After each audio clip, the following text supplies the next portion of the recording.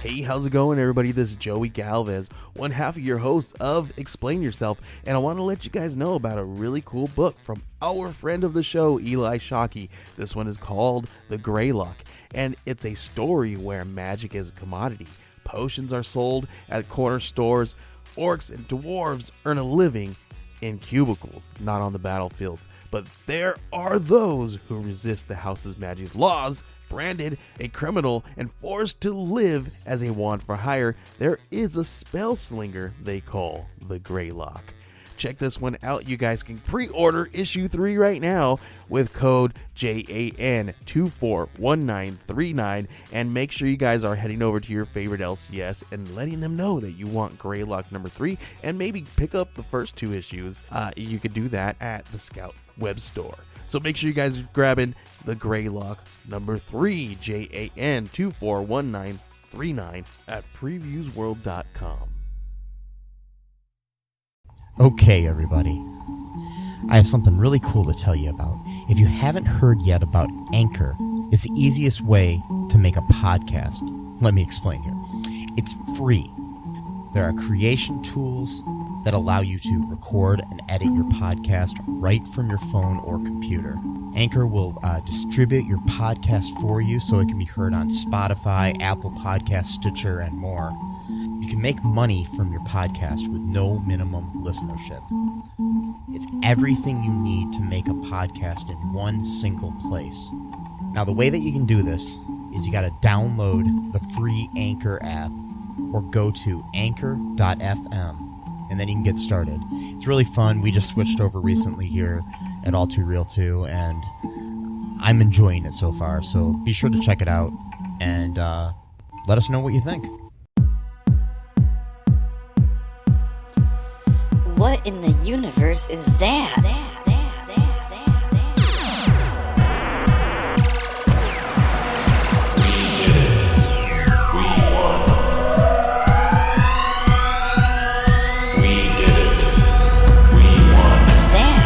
Sunset, I'll be the new emperor, and I will be the master of the whole universe.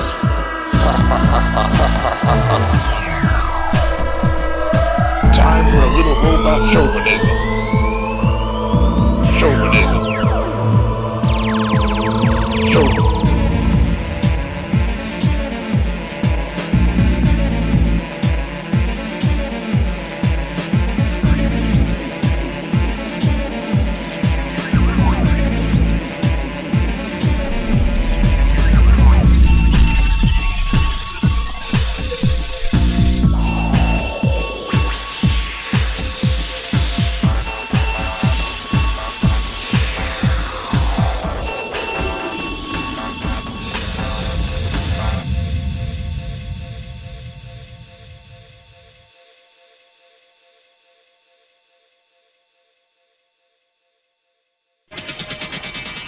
Okay, everybody, welcome to the latest episode of All Too Real 2. My name is Michael E. Cullen II, and with me, as always, is, well, at least social distancing away from me today, is my co-host and friend. Oh yeah, and confidant, Matthew Starr. Matthew Starr. Matthew Hofstar. Matthew Hofstar. Yeah. Hofstar. Yeah. Hofstar, yes. Yes. You changed your name? Well, I realized that I'm a distant relative of the main character in Starcrash, whose name is Stella Star.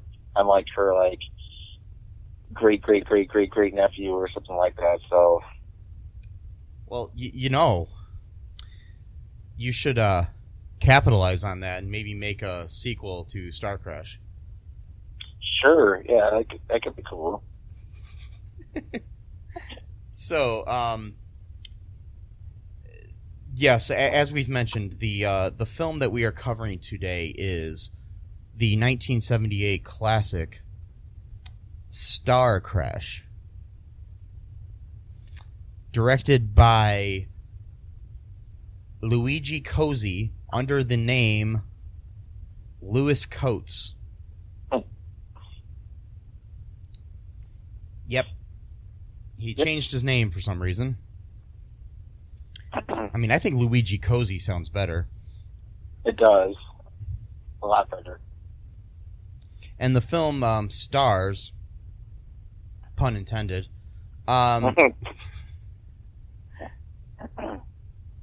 actors such as Marjo Gortner, Caroline Munro, Joe Spinell, David Baywatch Hasselhoff, and for some reason, Christopher fucking Plummer. Yes.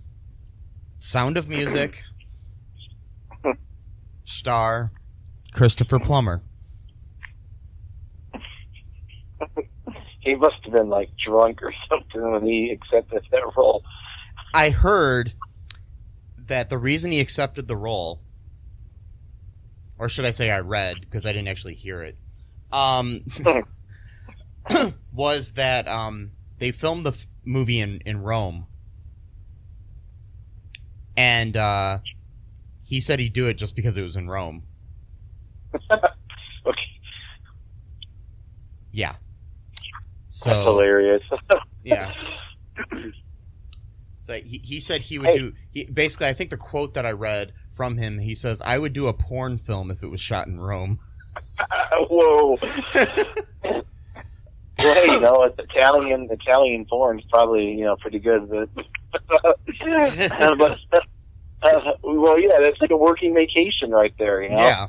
See, you gotta be smart, you know, when you're an actor, when you're entertainment, you know, you gotta plan things, you know, hey, you know, you save on money because you're working, so you're making money, but you're also in a different location, so there you go. You get best of both worlds. Yes. You get to play the Emperor in possibly the worst sci-fi film of all time, and on break you get to drink wine and whatever. And yes. Oh boy. So, what is this movie about, Matt? What happens in it? What it's about? I mean, I don't know. It's about many things, I guess. There's two smugglers. It's Stella Starr, played by Caroline Munro, and then her alien, just sidekick, I guess. And he doesn't look like an alien. He looks like a human, but played by Marjo, or Margot, whatever. I can't say his name, but Marjo or something. Gortner. Yeah. Yeah, thank you. The former child preacher for Pentecostalism in America. Yeah, it's the youngest one ever, I believe, at 4 years old.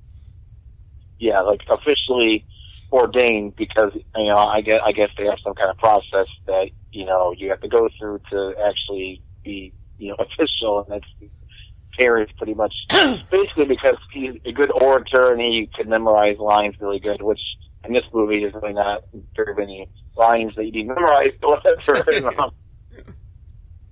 But they're smugglers, and they get caught by the police after finding like a crash site of another ship, and they find one survivor, and the guy's talking about red monsters killing everyone. Turns out that the ship kind of went through, I guess they crossed like some kind of invisible threshold, and these weird red transparent bubbles just appeared inside their ship somehow and caused everyone to go insane. Like that's some weird weapon that someone has, and you're going to find out soon who this someone is because it's hilarious.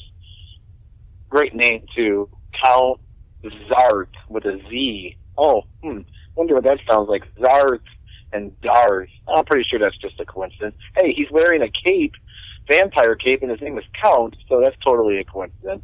He's a vampire lord, okay, in space. Yes, and Joe Spinell, who plays him, looks like a I don't know, like the Wish version of Gomez Adams or something. I don't know what the fuck's going on.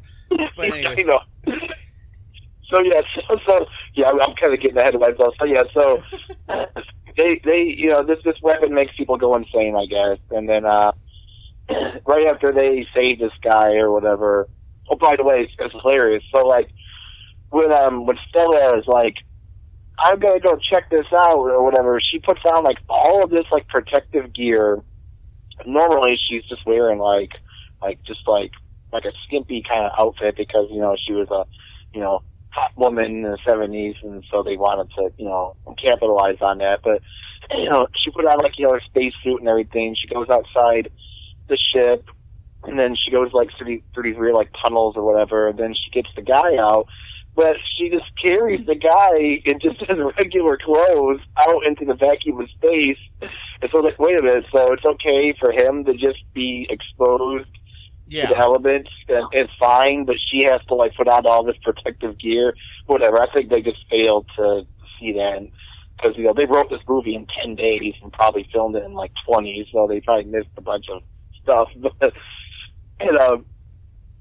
so the cops come, they go, "Oh, it must be the cops." That's their line in the movie, and it's got this guy wearing 5-hour green paint on his face, but not his neck, because you can see his neck is white. So they didn't even bother to color all of his body, just in case, any other part of his body but his face was ever exposed. And then a robot / droid with a southern accent, or a very stereotypical southern accent, rather. I don't get it, Mike. And his name is L. Yeah, L. Yeah. Just L. And L. And he's played by Judd Hamilton. And and like you said, he sounds like like I said, he sounds like a like Roscoe from Dukes of Hazzard or something. He's just like freaking stereotypical Southern cop sounding. It's just I know it's just so jarring to hear, and not only that too, like he walks like a human. Like in Star Wars, C-3PO walks very robotic. R2-D2, it's the same thing. This guy is like practically off, like stretching his legs and doing all these kind of like, human-like postures. And like, okay, just I'm not buying the idea that this guy is a robot, like at all. just not seeing it. So they chase him into hyperspace. Eventually they get caught because the cops can follow them into hyperspace. And then they go to this weird trial where this disembodied weird alien head type of thing in like a tube is the judge of the universe, I guess. They didn't really explain who this person was, and he's the only time he shows up in the entire film. And then he sentenced the alien to like 250 years hard labor because I guess this alien is like immortal, so whatever. And then he sends Stella Star to a different penal colony for, basically hard labor for the rest of her life. So then they go to some, makeshift prison where the prisoners are like carrying like this weird radioactive, like giant ball that they put in like a furnace for some reason. Not sure what. I don't know what the deal was. And it's and then after that they come and rescue her. But wait though, she starts a prison raid, gets all of her prisoners killed. Yeah, that's what I was gonna say. After that, yeah. So she's killed more people so far in the movie than the frickin' villain. Right. Who we don't even meet yet. Yeah. That's the movie. Like, he shows up later after all this, so she literally goes to her places because they gave him like a 5-minute break for rest and whatever. And she's literally just talking out in the open, doing the prison escape. It's like, hey, dude, there's like guards like just walking all around you. Like, she's like, there's gotta be a way we can escape from this place. It's weird because her companions, who were her fellow prisoners, literally like right before that, they're like, you better keep working or they're gonna hit you with their energy whips or whatever. And then she's like, they're all like afraid, like just keep your head down, do what you're told, don't cause a scene or whatever. And then she's like, but there must be a way to escape. And then literally right after that, they're like, there is a way to escape. It's like, okay, so what changed their belief all of a sudden from keep your head down, do what you're told, to we're going to break out of this motherfucker? Like, what the hell happened? I don't know. Bad acting happened, but it's such great writing, you know? yeah. So they get killed because the guards start shooting their lasers at everyone. You know, her two companions die after basically protecting her. She just literally just watches them die and then just walks outside of the prison and then finds the ship landing. And they, like you said, it turns out that they just came to they canceled her prison sentence. Which if we would have been there like 30 seconds earlier, those people wouldn't have died. Right. I don't know. Maybe it was for the best. Yeah. I don't know.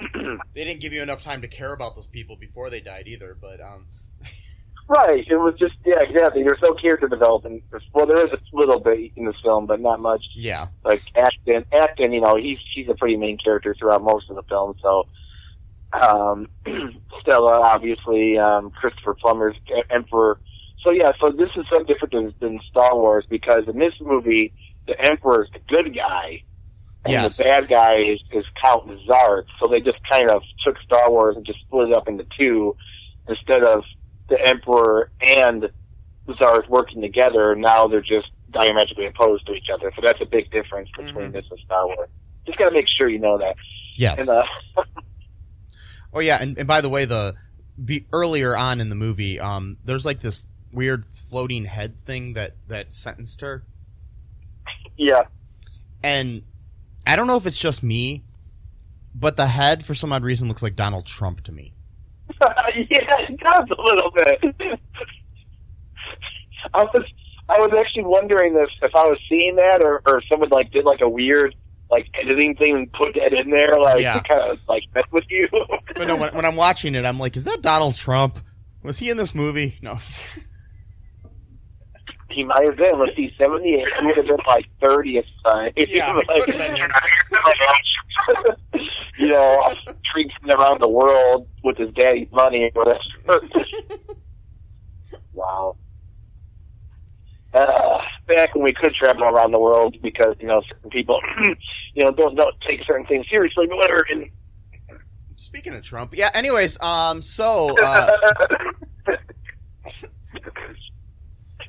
So what happens next here, Matt?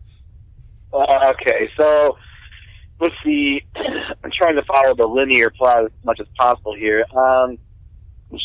They say her sentence was canceled. They even use the word canceled. It sounds so hokey and weird. Yes. Who says that? Anyway, by the way, your prison sentence is canceled. Okay, what? School's canceled? What? But it was just a bad TV series, Yeah. Yeah.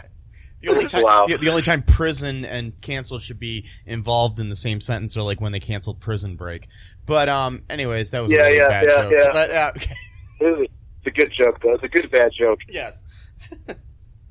Starring my favorite dudes, Leonard Starr and Mick Rory. Well, the actors played those characters. That's not their names, but yes.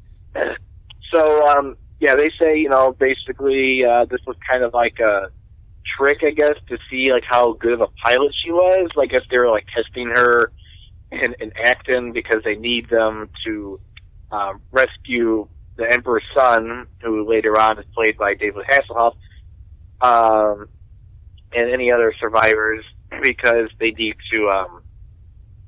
The way the Emperor described it is that the whole universe is now divided between two warring factions, both his side and Count Zarth, his side, the dark. By the way, he's not just part of the dark side. No. Count Zarth is the leader of the Legion of Dark Worlds, man. Way cooler name than the dark side. Just saying. Starcrash actually has a one-up on Star Wars right here, but yes, that's actually the name of my new band. What, the Legion of Dark Worlds? Yeah. Cool. I like that. Actually, it's pretty cool. Yes. So he says, "Hey, you and Acton, the child preacher, need to go and save the universe, I guess, or something. So they're like, oh, okay. So they go and leave or something, and she goes off to do something. I forgot what. He stays on the ship for whatever reason. He's just playing with fucking energy or some bullshit. Really great graphics, by the way, with these weird laser little energy things he's playing with his hands. And the green guy, Thor the green guy, not Hulk, Thor. Yeah, and who looks like Drax from Guardians of the Galaxy. Yeah, but his name's Thor. That. Yep. Yeah, it's like really confusing. Like, wait a minute, you look like you got the green paint like the Hulk, but your name is Thor, but you look like fucking Drax. Like, what the hell is going on? And spoiler alert, it turns out Thor is a double agent that's working for Count Zarth. Oh no! And he's really sold it too, because at one point they have a big star battle, and he's pretending to be on the Emperor's side, so he's shooting against his own companions here to make sure that he keeps his cover. And eventually they win that battle, and then they zoom right onto Thor, and he goes, "We did it. We won," as he's nodding his head. I'm like, yeah, such passion, man. Wow. Yeah, wow. And then he knocks out Acton, and then he tries to take over the ship, but Acton put a bunch of fail-safe mechanisms into the ship so that couldn't be reprogrammed. Later on, we learn it's because Acton apparently can see into the future, so he's a seer now as well, but he was not allowed to tell anyone about the future, so he can do stuff that he knows will change the future for some reason, but he can't tell anyone else about the future because they'll want to change the future. But wait, what? Yeah, that wasn't lazy. Then, that wasn't lazy writing at all. That wasn't creating a character just for plot devices at all. No. Acton is almost too perfect of a character. Like, he can't die. Well, later on he does, for no reason. But he can literally withstand, like, laser shots to the chest. Doesn't do anything to him as long as he activates, like, the super stay-on power or whatever.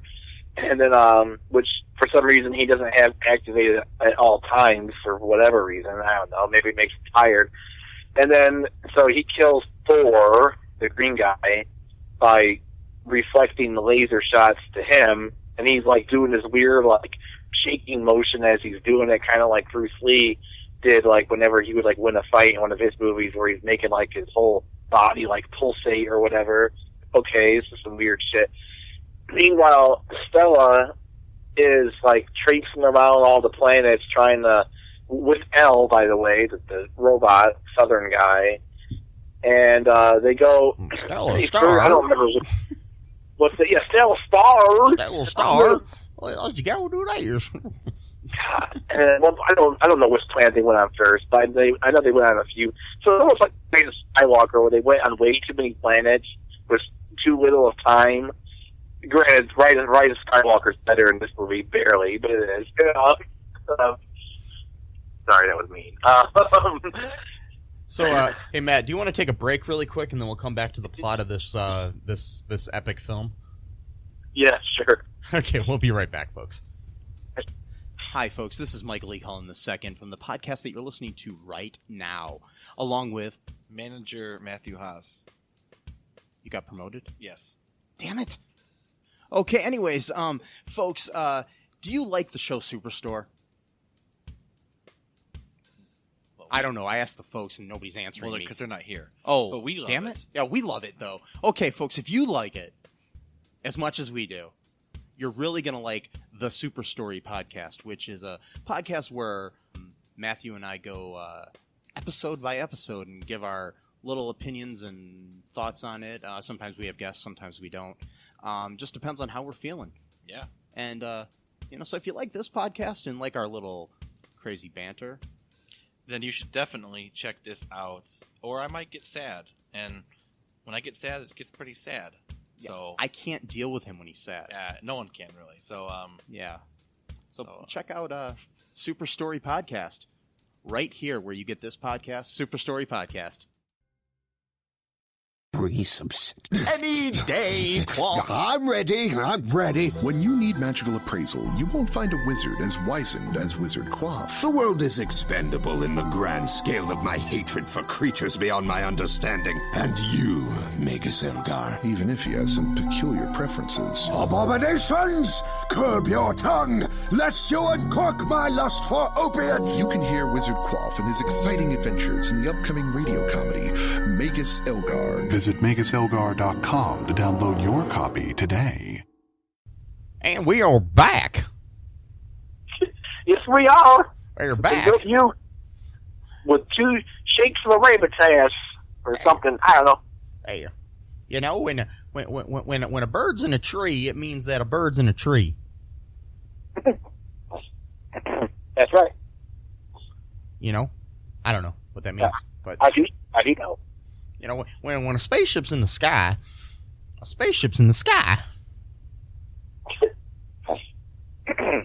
Yeah. And back to Star Crash.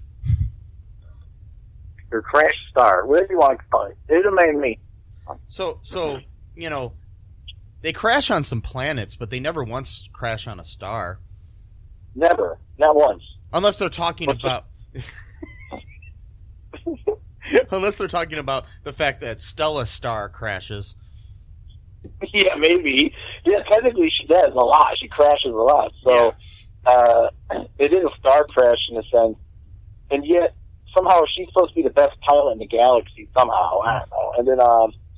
And then, but yet she's done nothing but make mistakes the entire time. Okay, whatever. And then, so, they go on these different planets, like in Rise of Skywalker, but they go on so many is ridiculous. I don't remember the order, but I know one of them is that it's a bunch of Amazons that run this planet, and they are, I guess, they're part of like the Dark Legion of Worlds. They're working for Count Zarth, and they kidnap Stella and Elle, and then they got this weird like giant robotic like statue, like metal statue thing, just like standing there. That has nipples. What's that? That has nipples. Yeah, it's got a breast because probably it's supposed to be like a female, warrior to symbolize, the rest of them. So like, and they're all dressed all scantily clad as well. So it becomes like this hot girl fight going on, and really shitty karate chops, like martial arts have gotten so much better since the 70s, like our fighting scenes in general, because I've noticed that a lot of shows and movies in the 70s, they all do like this weird chop motion a lot in like movies and stuff. Oh, yeah. Got a lot better. Well, it's like fighting in general. It's like if you watch the like A New Hope of the Star Wars movies, and that lightsaber battle between Obi-Wan and Darth Vader, and you compare that to in the prequel trilogy, when you've got the last battle between Obi-Wan and Anakin, it's like so much more advanced fighting. Oh yeah, totally. So yeah, but somehow it was supposed to happen before the others. But anyways, well, that's for another day. Yeah. So they try to kidnap her. They just leave Elle there on the floor with the fucking gun right by his hand. Like that was just some interesting little. Oh yeah, we knocked him out, but we gave him a weapon just in case he wakes up. So of course he wakes up, and then the most hilarious thing ever. Like he goes full on like Southern. He's like, "I'm gonna blast you if you don't let her go." I mean, it's like the worst thing ever. Like I'm gonna turn your queen's brain to space mush or something like that. He didn't say that, but like, it's just like, what the hell is going on? He's like, don't you dare open that door. It's like, oh, he's like, come on, Stella, we're going. What the hell? Oh boy. I will tell you, the leader of the Amazon women was really hot, though. Yeah, well, they all were, but she was particularly. She kind of reminded me of I forgot her name. The lead singer of Heart. she reminded me of her. Oh, really? Yeah, I can't think of her name though. Wilson, something Wilson, right? Nancy? Shit, whatever. Nancy was. I don't know if she was Nancy or the other one. I don't remember. But yeah, one of the Wilson sisters are. Great band, by the way. If you're not familiar with Heart, you should really check out like their first 3 albums. Really good stuff. But I saw them in concert once. Oh, really? Sweet. Yeah, back in the 90s, I'm going to say. Yeah. Yeah, great band. Great songwriting. Yeah, it was Heart and Cheap Trick. That was a good concert. Cheap Trick? Oh, wow. Yeah, so then what happens here? Well, they escape, and then the Amazon Queen, she like shoots lasers out of her eyes and goes, "Avenge me," or "Take my revenge," and then that gives life to the big statue thing. And I gotta tell you, this like special effects was like way better than anything we saw in Rise of Skywalker. Like just the way it walked like a stiff log and was just making like crashing sounds. I mean, God, like way better than anything I've ever seen, like in Star Wars or any of those like great sci-fi. The director movies. said he was a big fan of Ray Harryhausen, who was known for doing all those stop motion like Jason and the Argonauts and stuff like that. So that it was very much in line with that. Yeah, I'm pretty sure that that's what it looked like. So, and this thing was pretty easy to beat. I mean, like she threw the sword at Stella at one point, they trapped her, and then Elle had to go, knock it out or whatever. But then the ship came back, and then I think it was Acton shot it with a bunch of lasers. So then they killed the statue or whatever, and then they, went back on the ship, and then Acton told them about, Thor's betrayal and all that jazz. And then they had to go to a new planet. This one was an ice planet, which is interesting. This came out before Empire Strikes Back. So I'm thinking, they're gonna steal our shit. We're gonna steal from them for our next movie and do an ice planet thing. So yes. Yeah. Hoth would have never happened if it wasn't for Starcrash. Maybe, we don't know. But it's possible. I mean, it'd be great revenge, really, because they obviously ripped off the story so much. So, they go on Ice Planet, whatever it is. Acton told them, that, this planet will drop like thousands of degrees, like within the second the sun sets. So you need to be sheltered at that point. Well, they didn't make it in time. So Owl apparently has some weird fancy robot powers.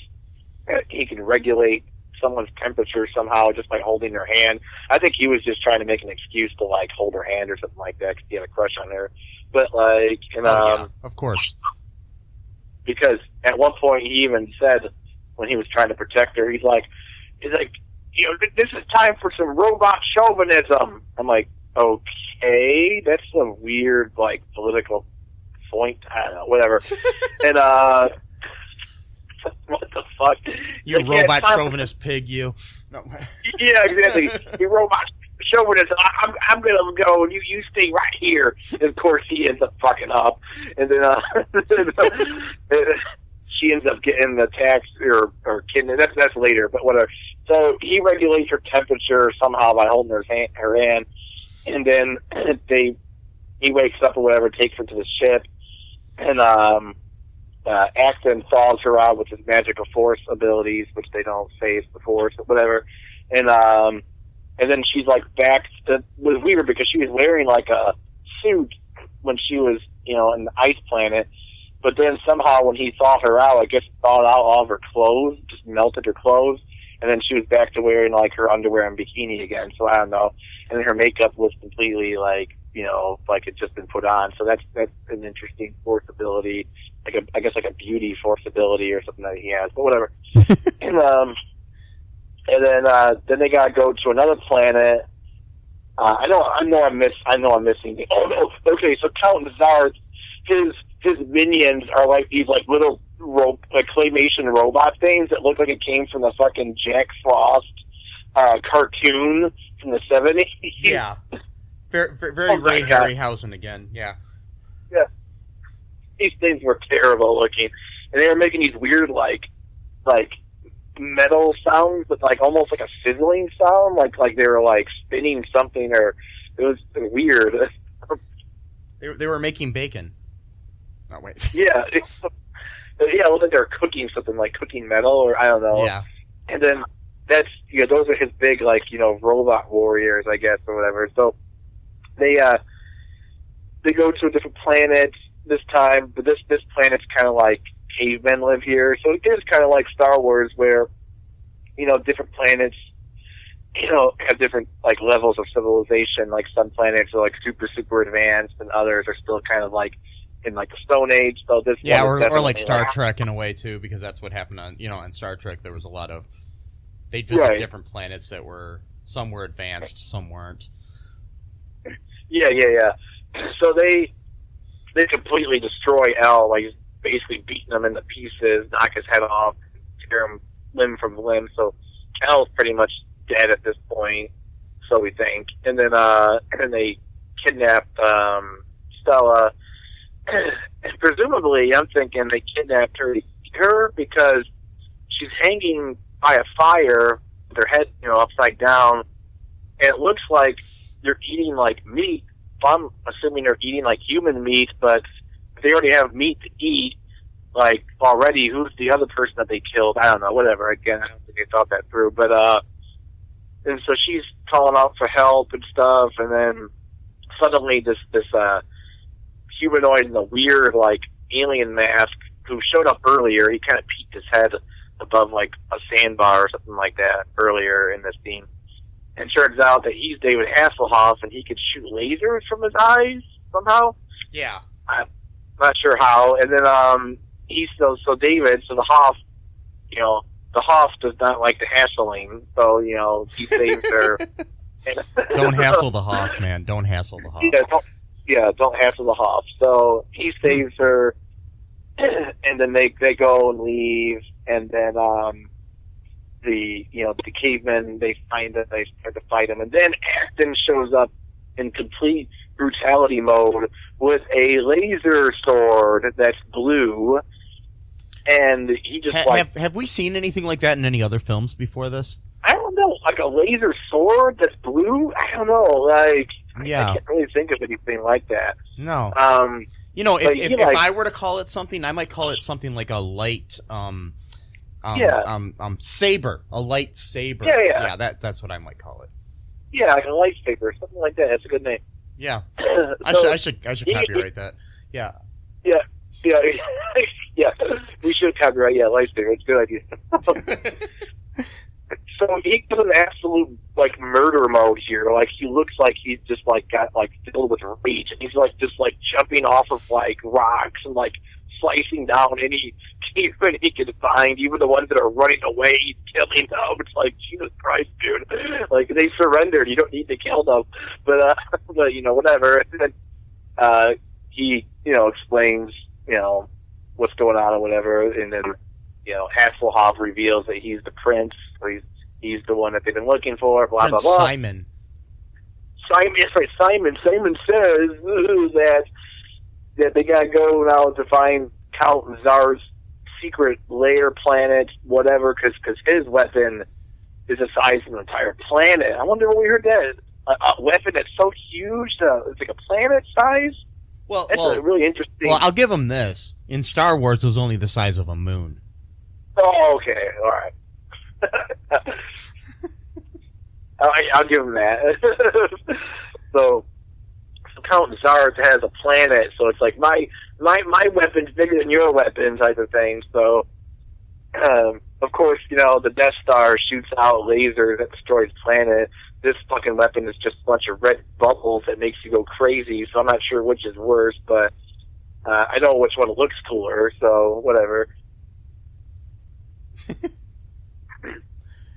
I don't know. They go to the lair. Oh no, they survive. So yeah, because just like the one ship, once they cross a certain threshold, that's when the weapon attacks. Because I guess it has like a radius that it can't go beyond a certain point that you have to be with its limit to be controlled by the weapon, which seems kind of... They can go to the Death Star could just shoot like millions of miles away, but you got to be in range for this weapon to attack you. Okay. It's like, what? That seems kind of dumb. Okay, so... It's bigger but less advanced. Yeah. It's bigger, it's bigger but less advanced. Well, that sounds like our president. Oh! Sorry. So, yeah. Body blow.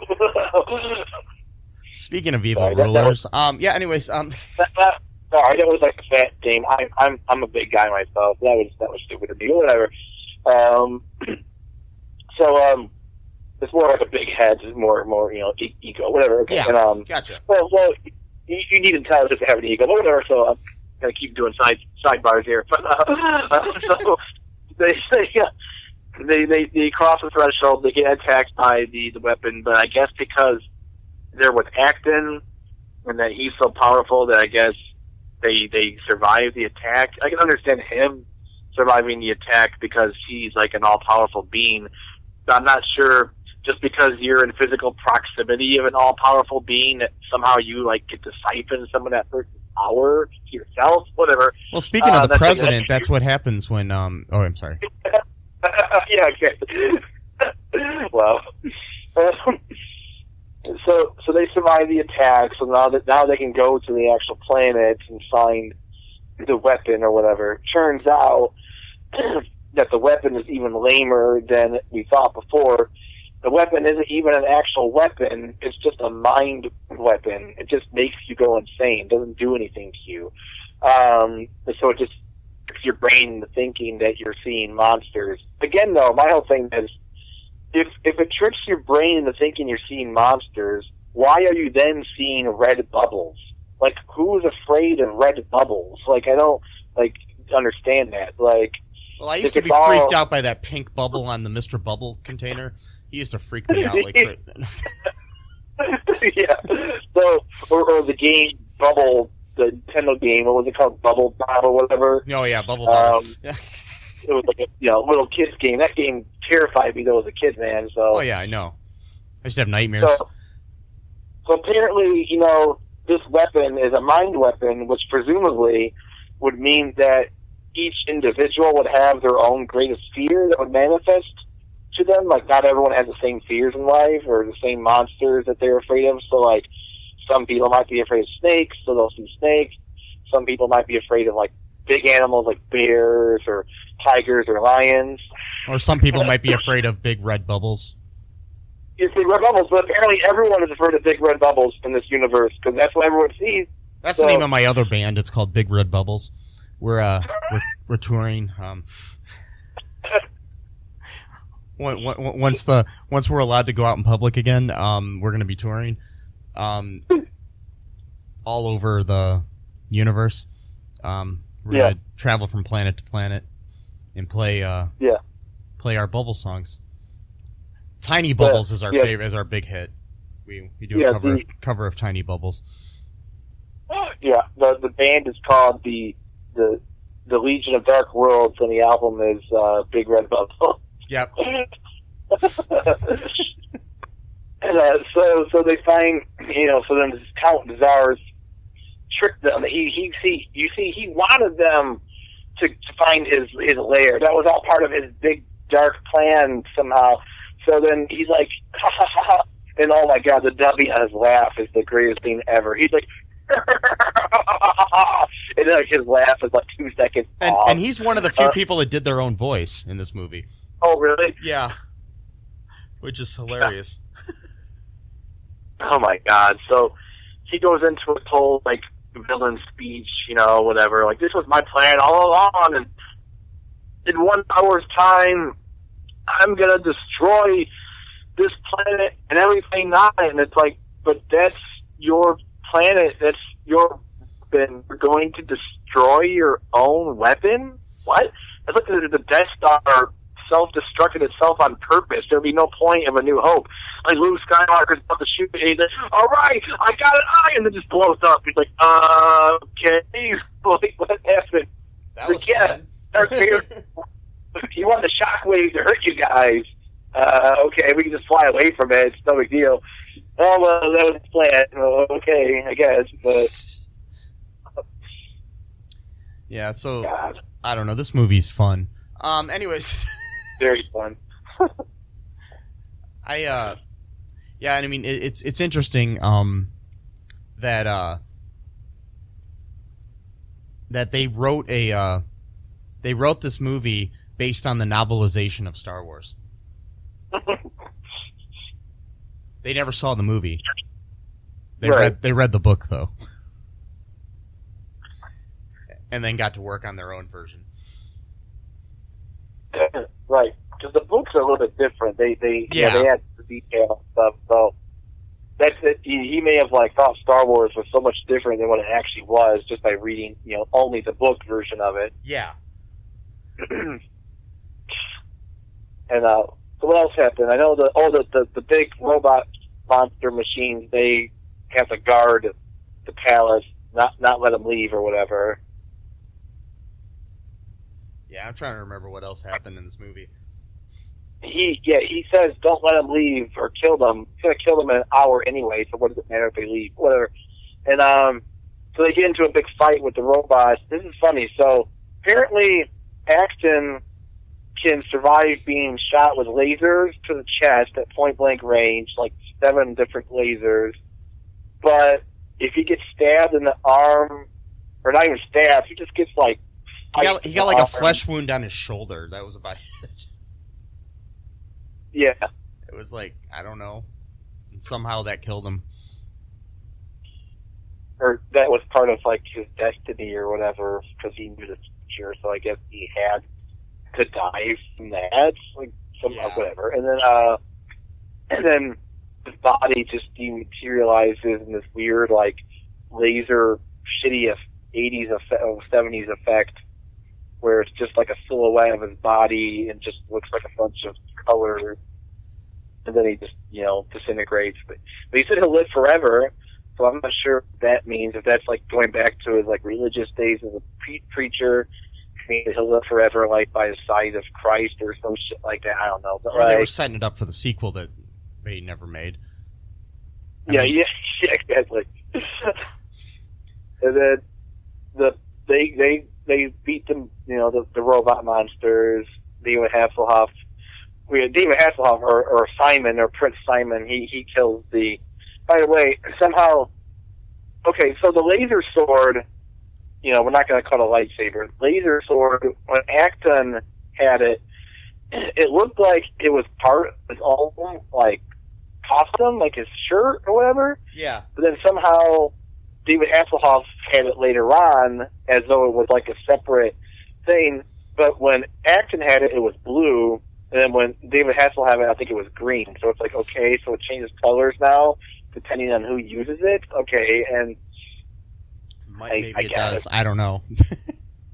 They never explained it, of course. And then they go back home. They tell the Emperor, hey, Count Zarth is gaining more power. This is going to be the end game. Ooh, end game, get it? And then, so then Christopher Plummer's guy is we need to mount an attack, all stoic or whatever. So they're all just standing there watching as he sends all of his regular soldiers to fight in the big final battle. It's okay, so if that was Star Wars, and it's all the main characters just sit out the final battle, and we're just watching these random characters that just show up for the first time in the entire movie, so we have no emotional attachment to them whatsoever. It's if Luke Skywalker, Han Solo, and Obi-Wan or whatever, they're all just standing there watching these randos fight to the death. Not only that, their big plan was, all right, we're going to shoot these torpedoes through the vacuum of space into the lair of the Count, and it's going to break the windows, but nobody's getting sucked into space, so it's okay. Doesn't he stop time at some point? Oh yeah, that's right. Okay, I forgot. Thank you. So yeah, they had to do a time stop to get out of the to get out of the planet, like the planet with all the red bubbles. So like, he does a time stop for 3 minutes, only 3 minutes. I'm not sure why.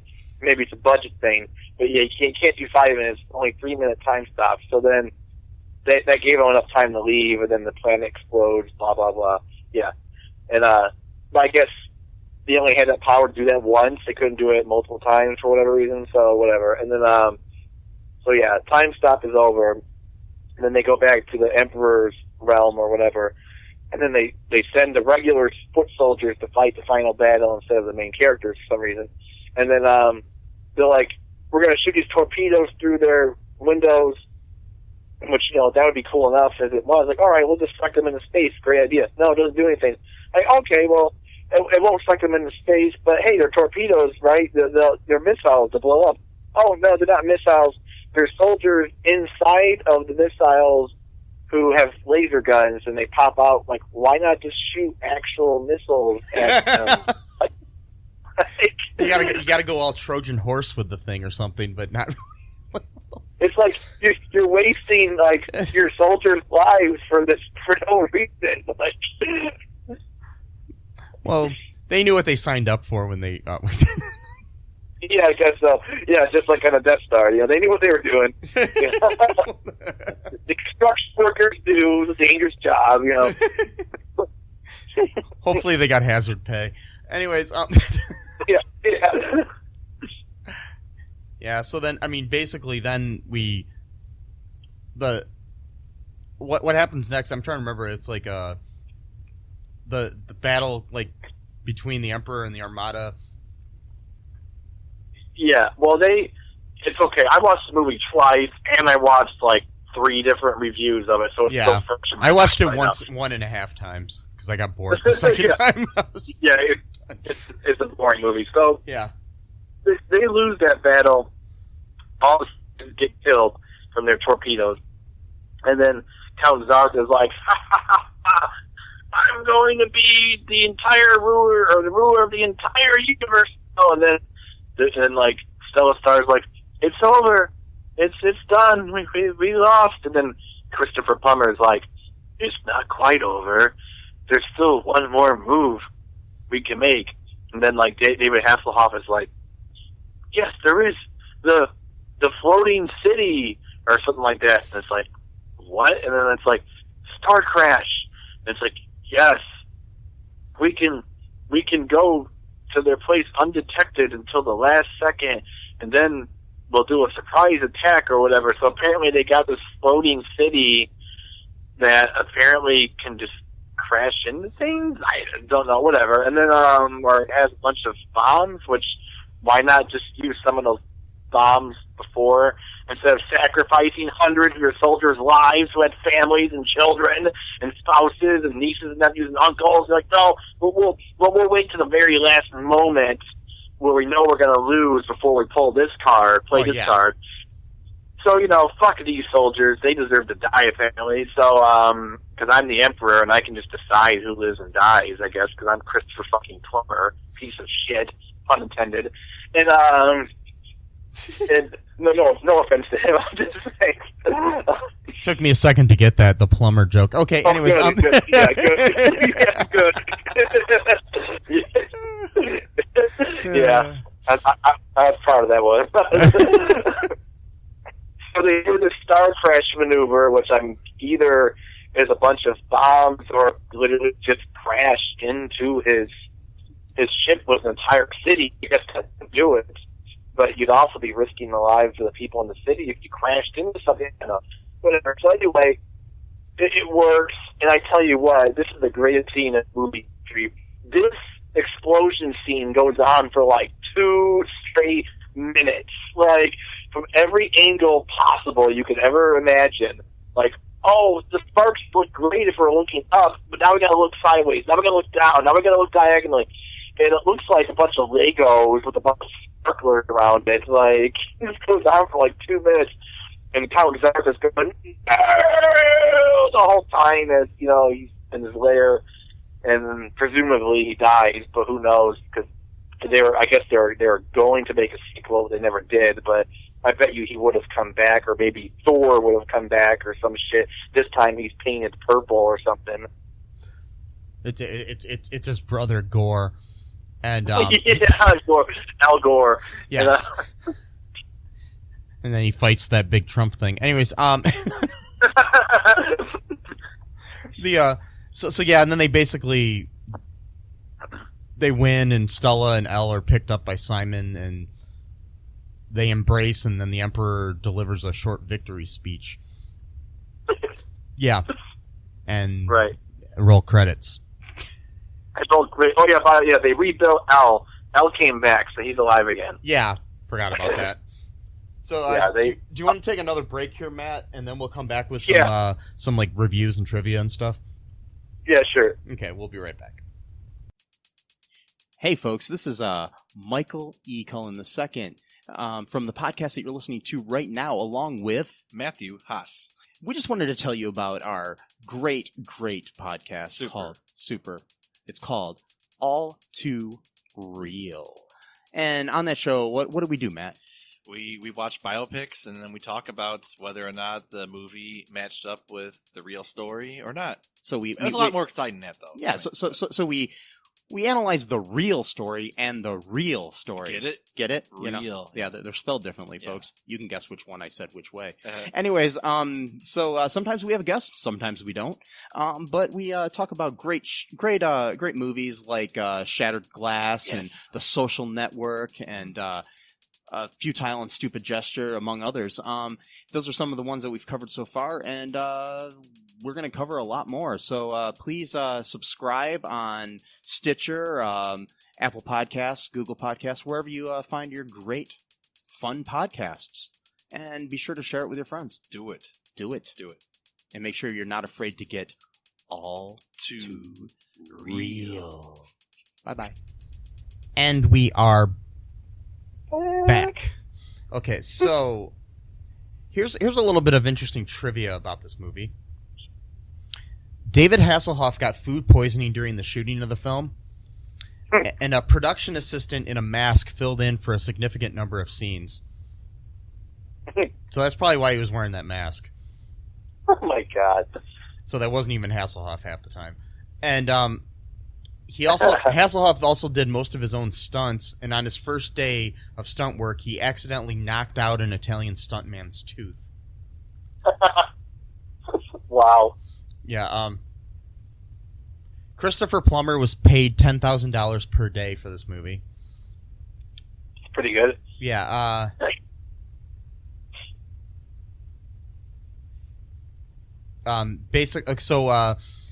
New World Pictures producer Roger Corman picked up the film the rights to it to see if a market existed for a low-budget space opera. This influenced his decision to go ahead with Battle Beyond the Stars 1980, which we should cover for this in the future. It's another great space opera. Yeah, and most of Christopher Plummer's scenes were shot in a single day.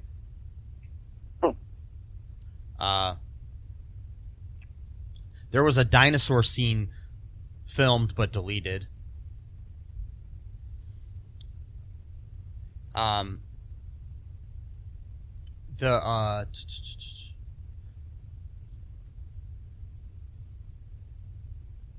There was the character of Acton was originally devised as a grotesque alien, but Marjo Gortner refused to wear any heavy makeup.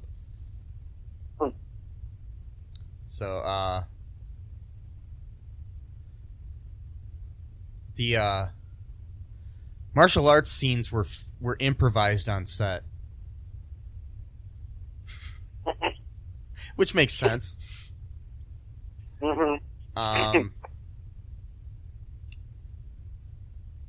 The Caroline Munro was originally going to wear the skimpy leather bikini outfit throughout the entire film, but American studio executives insisted that the writer-director have Munro wear less provocative clothing in the second half because they thought the film would have problems being broadcast on network television. Which as we know now, it's broadcast on network television like every week, right? Right, yeah. Wow. Yeah. Yeah, and like I said before, Christopher Plummer admitted that he did the film so he could visit Italy for free. In an interview, he said, "Give me Rome any day. I'll do a porno in Rome as long as I can get to Rome. Getting to Rome was the greatest thing that happened in that for me." That's hilarious. In 1980, Caroline Munro appeared on the cover of the science fiction fantasy magazine Starburst, opposite Mark Hamill and Kirk Douglas. She was interviewed about this film, her other roles in other films, her childhood, and her modeling career. The magazine came with a bonus poster of her posing for the camera. Wow. Yeah, Joe Spinell also worked as a who played Zarth. Also worked as a dialogue director on set. He dubbed his own voice using a different accent to hide his distinctive New York accent. So, yeah. Yeah, it's yeah. So that's kind of interesting. Do you want me to read some reviews from the film? Yeah, sure. Yeah, I'm going to find some reviews here from the Internet Movie Database, which is my favorite website. Mm-hmm. I don't know. Might be. I'm just saying that. Anyways, here,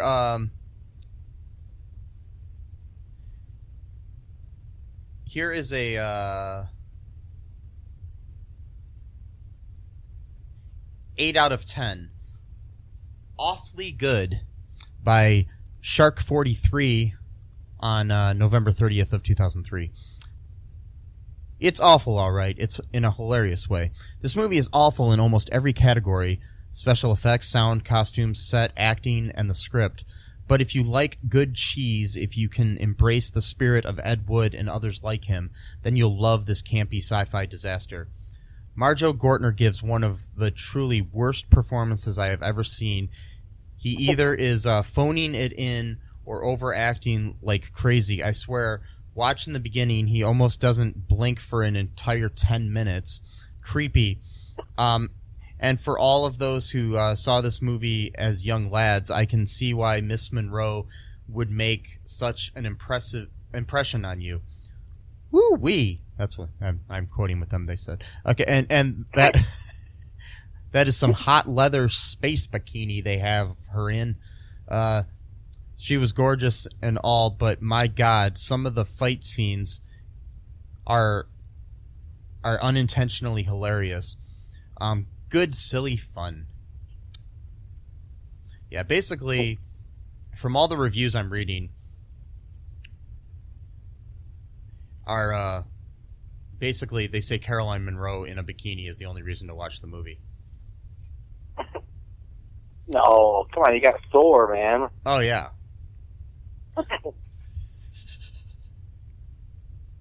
I don't know if I feel like reading any more of these because they're all pretty much the same. To be honest. So I'm going to ask you, Matt, would you recommend this movie to anyone? Oh, absolutely. Like especially now, if you want something that's just like, to make fun of, like, even if you are, practicing like, social distancing, do a watch party, FaceTime, whatever, watch it at the same exact time and just talk about it because it's unintentionally hilarious. I mean, it's not, it's not a spoof on purpose. It's an accidental spoof. But it's like, yes. I mean, it's probably funnier than Spaceballs in some ways because it's just like. Oh, for sure. But I do love Spaceballs. Oh yeah, me too. Are they making a sequel to that, or is that a rumor? That rumor's been going around for like 15 years, so I don't know. Okay. It may happen. I hope so. But yeah, I don't know. I mean, I think I would recommend this movie to people, like you said, for something fun to watch. But other than that, don't expect something good. Yeah.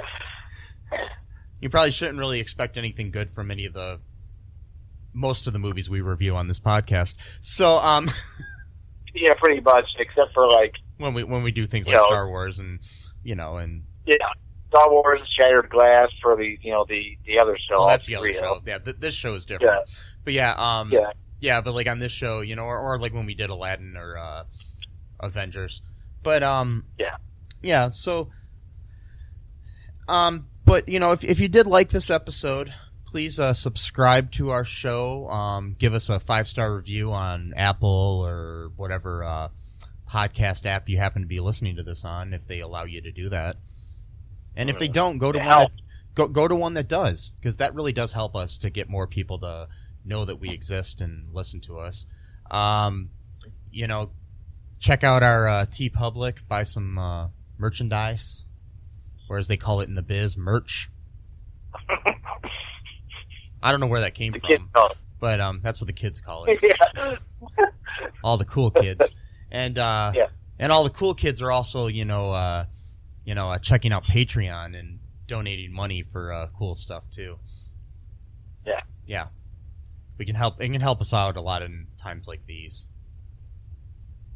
Because times like these, absolutely. I learned to live again. Times like these. Oh, sorry. Anyways, not sure why I'm quoting Foo Fighters, but so anything else, Matt, before we head off into space?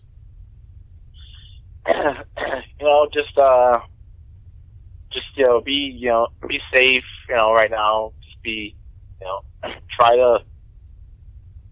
try to have some fun, but try to be safe at the same time. Try not to get too wrapped up into this whole COVID-19 business. Just try to maintain some kind of a schedule, routine. That's the only thing I can say right now is some kind of advice. Just we'll get through this. Just need to kind of be a little bit more cautious and safe than normal, and wash your hands. Have fun. Yeah, wash your hands and face, and heck, even wash your fucking wrist and arms while you're at it. But because whatever. And then take a shower, you dirty person. Take a shower every day. Yeah, just you don't gotta treat this like a pretend. We can still do things. We can still have fun. We just need to kind of just be a little bit safer about it right now. And because it's not a hoax, not a conspiracy. And just so people know, this is the first episode. I'm gonna air this first in our Star Wars saga that we're going to do. After this, join us. The next episode will be our episode on the original trilogy. I just figured we'd start out with a nice little fun aside in the world in the world of Star Wars wannabes, and yeah, we're just going to do this little Star Wars little thing for a little bit. Next episode, join us, and we'll have a special guest here. It was already recorded prior to any of the craziness in the world. But but until next time, be good. Yeah. Bye-bye. Thanks for listening to All Too Real 2 podcast, a Cullen Park production. Produced and edited by Michael E. Cullen II. Music by Matthew Hawes. Subscribe and share the show. Visit us at cullenpark.com.